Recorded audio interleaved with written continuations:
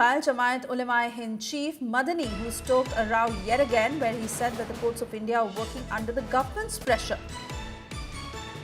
Madani has issued this statement where he's also demanded jihad, claiming it is being wrongly portrayed by the present establishment, warning if there is oppression, there will be jihad. BJP has hit out, saying that this is another attempt to stoke communal tensions. मैंने तो हिंदुस्तान में मरने का फैसला कर लिया है। जिहाद, इस्लाम और मुसलमानों के दुश्मनों ने इस्लाम की मुक़द्दस इस्तिलाहात मसलन जिहाद के लफ्ज़ को एक गाली, फसाद और वायलेंस का हमनाम बना दिया है। लव जिहाद, लैंड जिहाद, तालीम जिहाद, थूक जिहाद वगैरह जैसे जुमले इस्तेमाल करके मुसलमानों की सख्त दिल आज़ारी और उनके मज़हब की तौहीन की जा रही है। अफसोस का मकाम है कि हुकूमत और मीडिया में बैठे ज़िम्मेदार अफराद भी इस तरह के अल्फाज इस्तेमाल करने में कोई शर्म महसूस नहीं करते और न एक कम्युनिटी की दिल आज़ारी की परवाह करते हैं। परवाह क्या करेंगे? ये तो उस कम्युनिटी की दुश्मनी में करते हैं। ये तो पुराने दौर से चला आ रहा है कि कहीं भी दहशतगर्दाना अमल पेश आ जाए तो उसको जिहाद का नाम देकर इस्लाम और मुसलमानों पे ताने, तोहमतें और नाहक इल्ज़ाम आयद किए जाते हैं। ये वाज़ेह होना चाहिए कि इस्लाम में जिहाद एक मुक़द्दस दीनी फरीज़ा है।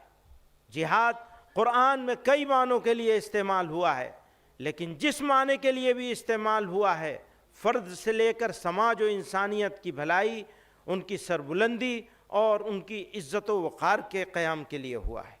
जहाँ जंग व क़िताल के माने में इस्तेमाल हुआ है, वो भी जुल्म फसाद के ख़ात्मे और इंसानियत की बका के लिए है। इसलिए जब जब जुल्म होगा तब तब जिहाद होगा। मैं इसको दोबारा कहता हूँ, जब जब जुल्म होगा तब तब जिहाद होगा। कि गुज़िश्ता कुछ अरसे से बिलखुसूस बाबरी मस्जिद, तलाक़ सलासा जैसे बहुत से मसलों पर फैसले के बाद ये तासुर आम हो रहा है कि अदालतें हुकूमतों के दबाव में काम कर रही हैं। अक़लियतों के आइनी हुकूक़ और दस्तूर के बाद बुनियादी उसूलों की तशरीह की ऐसी मिसालें सामने आई हैं जिन्होंने अदालतों के किरदार पर सवालिया निशान लगा दिया है। मौजूदा वक्त में इबादत गाह एक्ट को नज़रअंदाज करते हुए ज्ञानवापी और मथुरा के मुकदमात को काबिल समाअत करार देने का फैसला से भाषण दिया है, वह न केवल भड़काऊ है अपितु देश को विभाजन की ओर लेने की उनकी कुचेष्टा है। उनका कहना कि जिहाद होना चाहिए, जब जब जुल्म होगा तब तब जिहाद होगा, मुझे लगता है यह बहुत ही अनुचित शब्द है, बहुत ही अनुचित वाक्य है। और जिहाद के नाम पर जिस प्रकार से लोगों ने भारतवर्ष में ही नहीं, भारतवर्ष के बाहर भी आतंक फैलाया जिहाद के नाम पे, वह हमने देखा है। तो स्वाभाविक रूप से यह कहना कि भारत में जिहाद होगा एक बहुत ही इर्रेस्पॉन्सिबल, गैर जिम्मेदारी से भरा हुआ एक वचन है। Cutting across to Milan Sharma now joining us on the broadcast. Milan, such a mindset is unfortunate, and the fact that those who think that they can justify violence under any pretext is just shameful, given the fact that the Jamaat Ulema-e-Hind chief has made this statement, and now BJP hitting out in full force, saying that this sort of a statement is unacceptable. Take us through the details of how this is being perceived.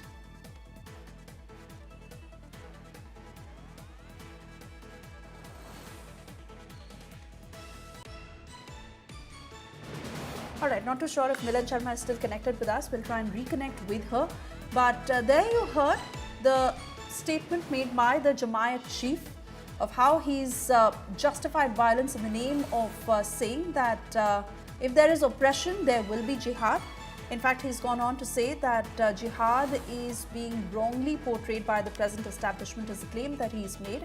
BJP hitting out in full force, saying that this is yet another attempt to stoke communal tensions. This statement is communal and divisive in nature. So that is how the BJP has responded, as Jamaat Ulema-e-Hind chief Madani, Mohammad Madani, who's stoked this controversy, saying that the courts of India are working under the pressure of the government, and he's also defended jihad.